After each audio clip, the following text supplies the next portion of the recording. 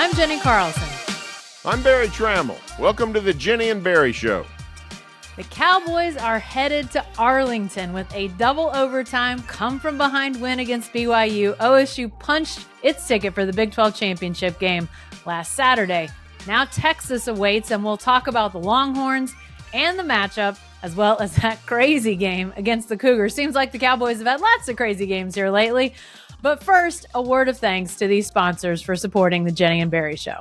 The Oklahoma Ford Dealers Association, MidFirst Bank, Next Gen Roofing, Two Fellas Movers, the National Cowboy and Western Heritage Museum, 988, Oklahoma's mental health lifeline. Drive into your best in Oklahoma Ford dealers today for the best deals on Ford's full lineup of trucks and SUVs. Ford is the best in Oklahoma. And let's face it, a box of pizza and a case of beer just don't work like they used to when you're trying to move. Nobody wants to help you move. But we know two fellas that love moving. At Two Fellas Moving Company, we offer free, no-strings quotes for your move. With more than 20 years experience, we've pretty much moved it all. Our services don't end at moving either. Need to do some remodeling or spring cleaning? We have you covered with dumpster rentals and junk haul services. Remember, quotes are free and there are no strings attached. If you're moving in Oklahoma, make sure to call the fellas. Visit twofellas.com for your free quote today. All right, Barry, before we get to the Big 12 game, let's rewind a second. Cowboys fall behind 24-6 against BYU at halftime. What are we going to do with these cardiac Cowboys? I don't know what to do with them. I mean, this is just they're one of the most schizophrenic football teams I've ever seen. They go 7-2 in the Big 12 Conference, which is an exemplary season, and yet they piddle around with bad teams. They get blown out by mediocre teams, and yet here they're playing for a trip to the Fiesta Bowl or the Cotton Bowl. So I don't know. I have to give it up to our colleague Garen Emig. Garen did not give up on them at halftime. Garen said they're going to come back. He didn't even boast about it. He just sat there and said, they'll come back. Barry, you gave Marie Osmond an exclamation mark singing the national anthem at BYU. Did you give Garen an exclamation mark after his prediction was correct? I told him, if the Cowboys come back and win this game, I'm going to refer to him the way George Costanza referred to Kramer after he foiled the robbery on the city bus. You're Batman. You're Batman. So after the game, I looked at Garen and I said, "You're Batman." Ollie Gordon scored. The game ended with Trey Rucker. That's right. Trey Rucker's fumble. I said, "You're Batman." I mean, it's nuts. But I applaud if you have faith in the Cowboys. It's much deserving of praise for you because they're just so. I don't know what Cowboy fans do. I don't know what OU fans did Saturday night. They had to be going through the ringer. So it's just wild. But kudos to Mike Gundy. Kudos to this team. For some reason, somehow, they get things done. You know, you do the efficiency rankings, Barry, and if people aren't checking those out every week, they should. But the efficiency rankings indicate there's no way that Oklahoma State should be in the Big 12 title game. Now, part of it has got to be those two blowout losses to South Alabama and then to UCF. They totally skewed the Cowboys because if you look at it, especially defensively, well, really offensively too, they don't have a team statistically that should be in this position. And yet they have found ways to win when they needed to, never more so than Saturday against BYU.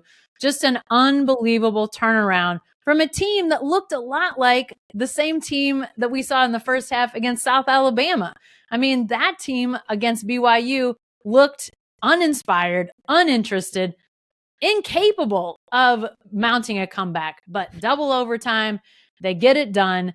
And now we've got a turnaround for the ages because, Barry, back in September, you and I we're trying to find wins on the Cowboys' schedule after that loss to South Alabama. Not just can they get to Arlington, can they get to any bowl? Can they figure out a way to win 6 games? So put this in context. How remarkable is it that Oklahoma State is playing for a Big 12 championship? Well, it is crazy. You're right. I mean, OSU's been to 17 straight bowl games. 17 straight years been to a bowl game. I think they're in the top. They're in the top 5 nationally on that list. And yet, after September, they're 2-2. We didn't see it. We didn't see where it was possible. We thought maybe you can scratch out 4 wins somehow, I guess. Maybe get to the Independence Bowl. And yet here they are. They're in Jerry World, playing for either another trip to Jerry World or to the Fiesta Bowl. Crazy, crazy. I have to, this is a word that Mike Gundy, he's taken to using this word all the time now. And I guess we have to just acquiesce and say he's right. They've established a great culture. They don't quit when they're down. They don't point fingers. You can count them out of a game and you can count them out of a season. We've done both multiple times, and yet here they come back. So remarkable. I don't see how they can beat Texas in terms of the matchup. It's not a great matchup for the Cowboys, but you can't count them out just because they seem to have the intestinal fortitude to never give up. Yeah, it is remarkable. And, they had every reason to, lay down after South Alabama. They didn't just, let's rewind a second. They didn't just get beat in that game. They got dominated. And they dominated physically, Barry, up front.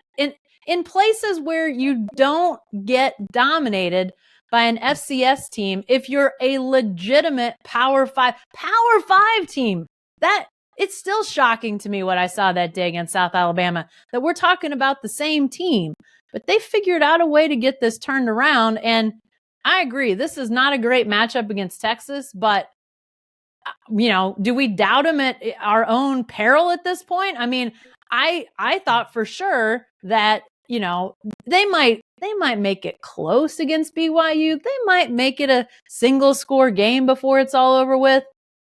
I thought there was no way they're taking a lead in this game. Defense forces 6 consecutive punts, including 4 3-and-outs to start the second half. They allow 2 first downs until the last drive for BYU. Yep. And the offense figures out a way to get Ollie Gordon going, to throw it enough to make a difference. It's just it's a remarkable as sort of head scratching as last year's downturn was for Oklahoma State. I mean, remember, they're top 10 after they beat Texas, which we got to talk about those guys here in a second.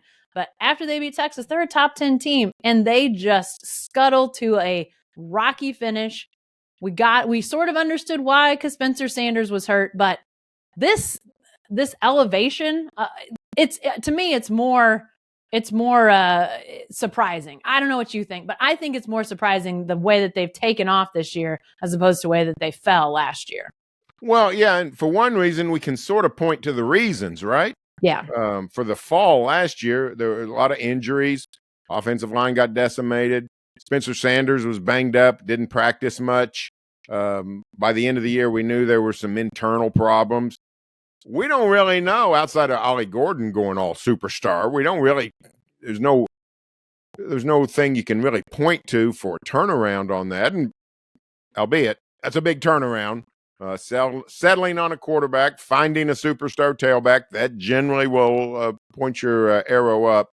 But, going back to that South Alabama game, the thing that alarmed me was if you didn't know any of the uniforms or any of the names and you were just a football aficionado and you walked in and somebody said, one of these teams is a higher level of football. One's in a power conference, one's in the Sun Belt Conference. You'd say, well, of course they are. This team that says South Alabama, they're the higher powered team. And yet, from there, the Cowboys have beaten Kansas State, they've beaten Oklahoma, they've beaten Kansas, West Virginia, beat some really good teams.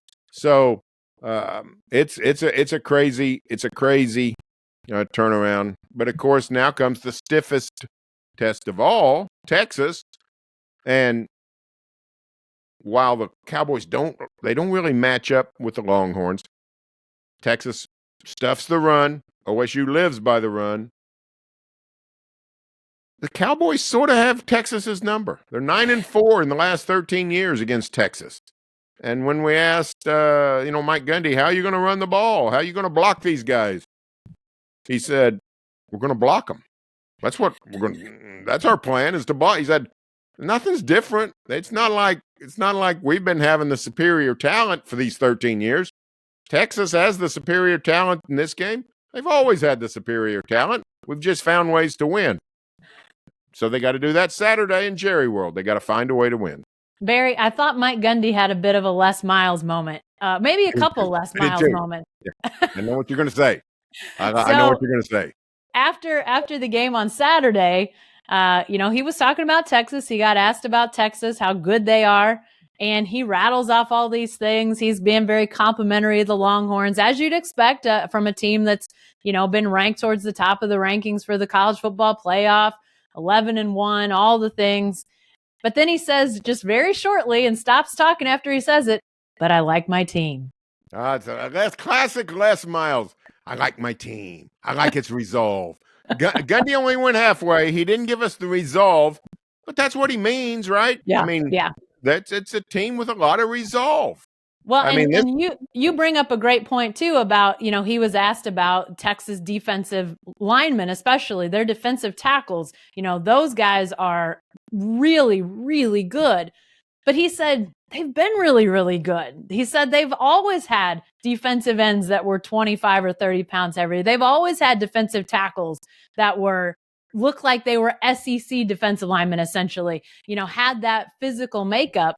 And he said, we can double team them. We can do some things, or we can just block them. And I thought, there comes Les Miles again, ladies and gentlemen.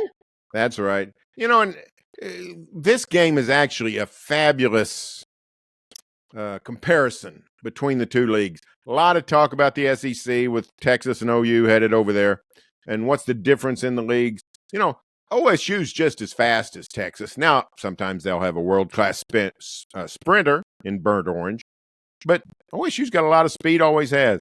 But they're just bigger. They got 20 pounds, in the interior line and maybe 15 pounds with the defensive ends and those kinds of things. And Chris Del Conte, the Texas athletic director, he told me earlier in the year when they decided to go to the SEC, they got together, he and Steve Sarkisian, and figured out what they needed the most was to get bigger. So here, leading up into they've always been bigger than OSU, but leading up into this final year, they got even bigger.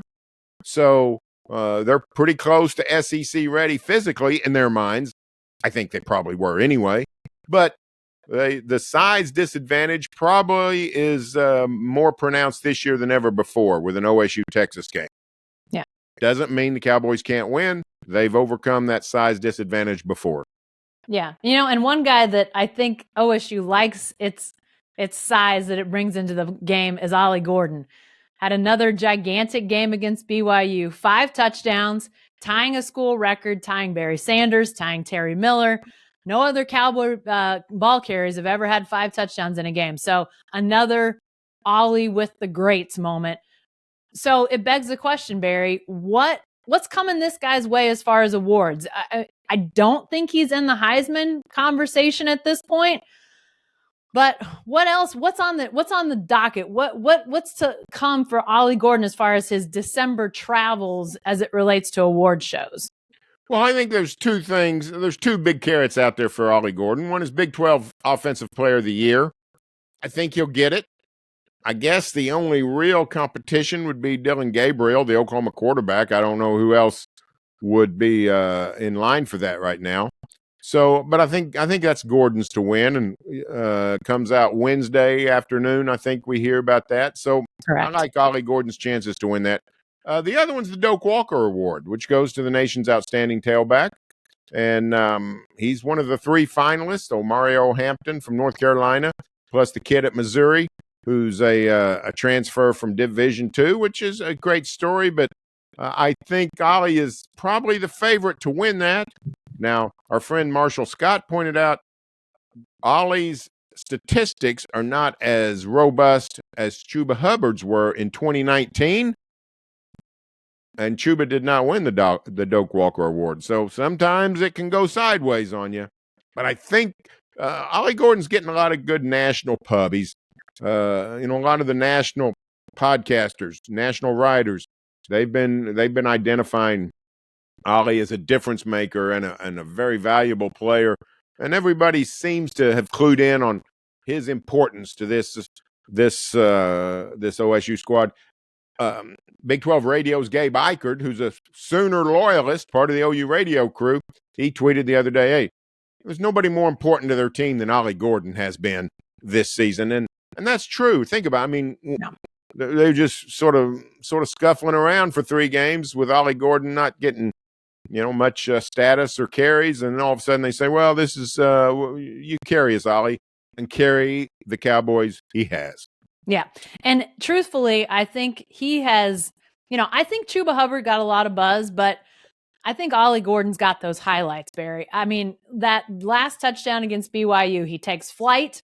It's his own Superman moment, if you will. He actually called Barry Sanders Superman after the game, sort of alluded to his status among Cowboys fans, of course, with his Heisman and all of that. But the way he leapt from the 2-yard line, put himself airborne to score, there are those types of plays that catch people's eye. I mean, let's be honest, when he goes cross country and scores from 60, 70, 80 yards out, that sort of thing catches people's attention. And then if you go look at the statistics, he leads the country in overall rushing yards. He leads the country in average rushing yards per game. And that's with 3 non-conference games that he was absolutely underutilized and hardly had any rushing yards at all. So for him to be top, at the top of those 2, then he's, I believe, second in rushing touchdowns. He's at 20, 22 is the top mark. So with those 5, he catapults up towards the top in that. And he's top 10 yards per carry as well. So unbelievable stats, highlights, importance. I mean, anything you want to go down the list and say, this is why Ollie Gordon should be at the top of ballots for these awards, I think you got to put him there. And Barry, I don't know where, like the Doak Walker voting, where that stands or how much they'll factor in these championship games. But this matchup between Ollie Gordon and the Texas run defense is going to be a heavyweight bout because Texas ranks 4th in the country in allowing less than 100 yards a game. They allow less than 3 yards a rush. Ollie Gordon rushes over 6 yards every time he carries the ball. This is a battle royale, and I cannot wait to see how it turns out on Saturday. I think Ollie's going to have to use a little different tact than he did Saturday night. He didn't hit any home runs against BYU. I think he had a 23-yard gain or 22-yard gain on the first carry. Didn't have another run that big. Just good solid chunks throughout the game. I think he's going to have to hit some home runs because Texas they're going to plug a lot of gaps, and he's going to have a lot of 0 and 1 yard gains against the Horns. He's going to have to hit some 40-yarders, some 60-yarders for Oklahoma State to be successful. But he's capable of breaking it, getting outside. He's hard to catch. He's hard to corral in the open field. So a couple of big gainers could propel Ollie to the kind of a game that he needs and OSU needs to beat the Longhorns. Yeah, and a guy that could help Ollie to get some of those big gainers is Alan Bowman. A good night or good day, so that game kicks off at 11. So good morning and a good afternoon by Alan Bowman could be huge to what Ollie Gordon's able to do. Mike Gundy saying the other day, we're much better when we're a balanced offense. So Alan Bowman's importance in this Big 12 game. But then, Barry, let's talk long-term about Alan Bowman as well, because it sounds like he could petition for a 7th year of college football. His journey to this point has been established after Texas Tech, Michigan, now Oklahoma State. But if he would do that, if he would be granted that, and if he would come back, is that good for Oklahoma State to have Alan Bowman back for another year? Well, I have to say yes. Alan Bowman is a good quarterback. He's not a great quarterback. He's played well at times, not so well at times. But you can never have enough quarterback depth. If you go back to last year, Spencer Sanders gets hurt.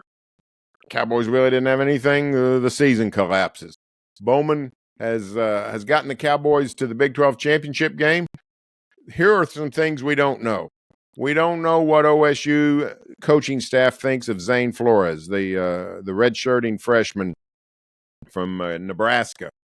Do they see him as the quarterback of the future? Would Bowman returning sort of clog up that development? I don't know. What's Garrett Rangel's future in the eyes of the coaches? I don't know. They've been supportive, but who knows? But in general, you can't have enough quarterbacks. In general, if you've got a good quarterback, if you've got a quarterback that's won a bunch of Big 12 games, which Bowman did at Tech, 47 years ago, and which he's done this last 2 months, October and November. If OSU goes into 2024 with Alan Bowman as their quarterback, that's not a bad thing. They would have the experience edge on everybody. They would have more time in this offense. This is a somewhat new offense. They sort of shifted gears in late September. So I like Bowman as a quarterback, and I think if he came back, that would be good for Oklahoma State. Yeah, I think for Oklahoma State it would be good. Now, I do think if they like Zane Flores or they like Garrett Rangel or whoever, I think next year figuring out a way. I'm not here to ask for another 3-quarterback platoon. That is not what I'm about to do, Barry Trammell. I think you just did. Mike Gundy cannot win. Gundy can be kooky, but sometimes he probably sits down and says, what do people want? I rotate quarterbacks. They say, don't rotate. So I don't rotate. Now they're saying rotate. You can't win. You cannot win. Okay. I'm not advocating the 3-quarterback rotation, but I do think there might be a way to get whoever that quarterback you feel like is the next, to get him some meaningful snaps. Develop a package. I don't know. Maybe one of these guys, Rangel, has shown some elusiveness. If he's the guy, maybe it's a short yardage package or some sort of goal line package if he's a runner. Because Bowman, not really his strength down at the goal line. So if you had more of a fleet-footed quarterback you could put in there, a la J.W. Walsh back in the day, I think that would be good to get that next quarterback some experience. So you're not going into 25 with an unknown, multiple unknowns at quarterback. So I like the idea that Bowman could return because I'm with you, Barry. There's not enough good, experienced quarterbacks that stay put. Guys are moving around so much. If you can keep this guy who clearly is enjoying being a Cowboy, being at OSU, he wears the jerseys. You're writing a little bit about that. All of those things. He just seems to be embracing this opportunity in these final days, whether it's this year or next year of his college career.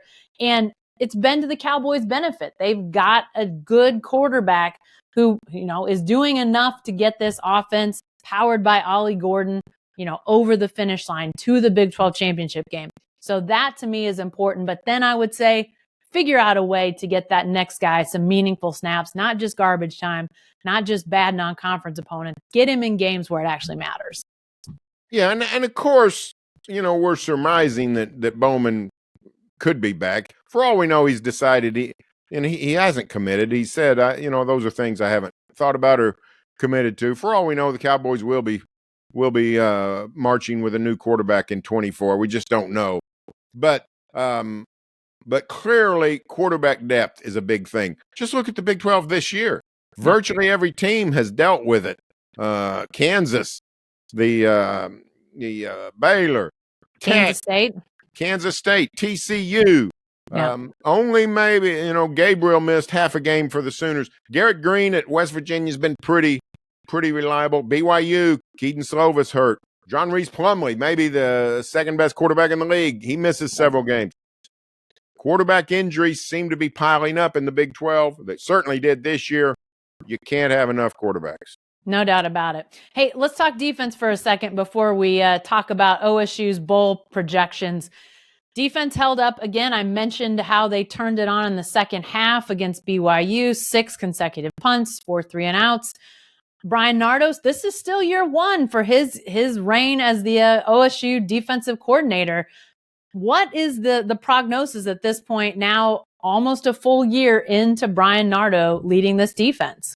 I'm fairly impressed. I go back to last December when the portal losses started piling up on OSU with losing Thomas Harper and Trace Ford and Mason Cobb. And with each one, you thought, ooh, that hurts. Then you get to Jabbar Muhammad. He goes to Washington, and you say, oh, no. Jabbar Muhammad is a big-time corner. Yeah. And they just keep losing quality players. And I thought, this does not bode well. And it hasn't bode well. You can't lose players like that and thrive or easily replace them. But I do think Brian Nardo has put together a really solid defense in year one. They're young in the secondary. They've gotten burned. The linebackers have played great. The defensive line has held steady. OSU, I think, I'd rank OSU's defense. I think my efficiency ratings have them 5th out of 14 teams. For a rebuilt defense, I think that's excellent. I think future's bright. Dare I say it, it seems to me that the Cowboys are building different players, different coordinators, different philosophies. They're building a defensive culture, and that's a pretty good thing to build. So salute to Bernardo. I think he's done a very good job. Gave this football team a chance to win by playing relatively solid defense. Yeah, and you mentioned the young guys, and that's true. And think about the guys that have really stepped up. A guy like Nick Martin, I'm writing about him a little bit later this week.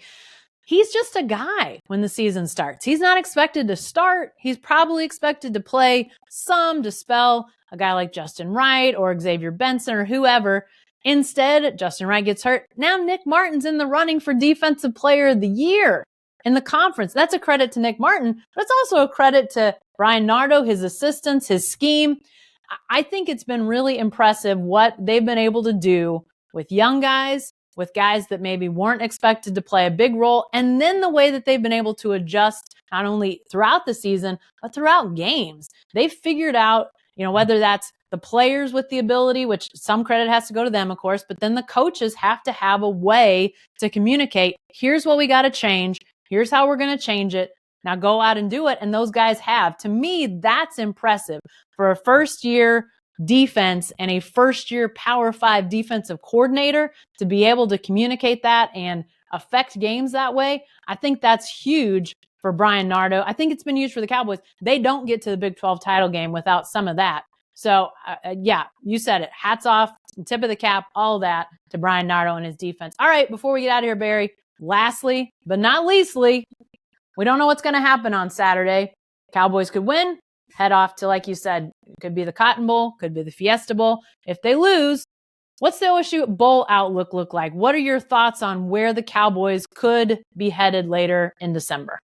I think it's, if they lose to Texas, I think it's one of two places. I think it's Houston or Orlando. There's a couple of things that Bowles like about this OSU team. One, with all the coaching changes that people go through, not that we've seen a lot in the Big 12, but they like coaching stability. They don't want to school with a transition coach, an interim coach, and they like big name coaches that can maybe sort of move the needle a little in the market. Mike Gundy qualifies, been around forever, has a certain shtick. People are sort of intrigued by Mike Gundy, and I think Ollie Gordon's emergence as a star is something they could sell.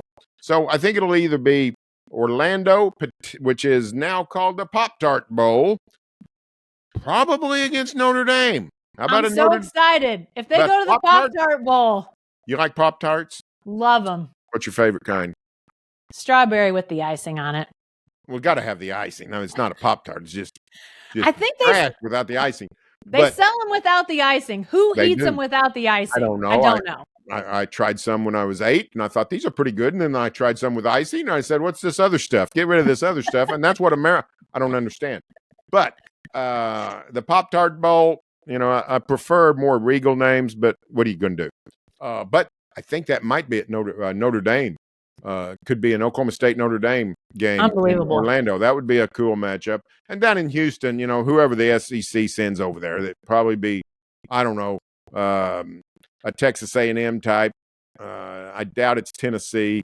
So maybe Missouri. Now Missouri's going to the New Year's Six. So you don't know who will be there, but if you want a marquee, sort of a glorious type matchup, hope for Orlando and Notre Dame. If you're trying to get someplace easier, you'll want to go Houston. Although you can probably get to Orlando quicker than Houston driving because It's 6 hours to Houston, 6.5 hours to Houston, and then you hit traffic and you're still stuck where you were for 3 hours. So it's all about the same.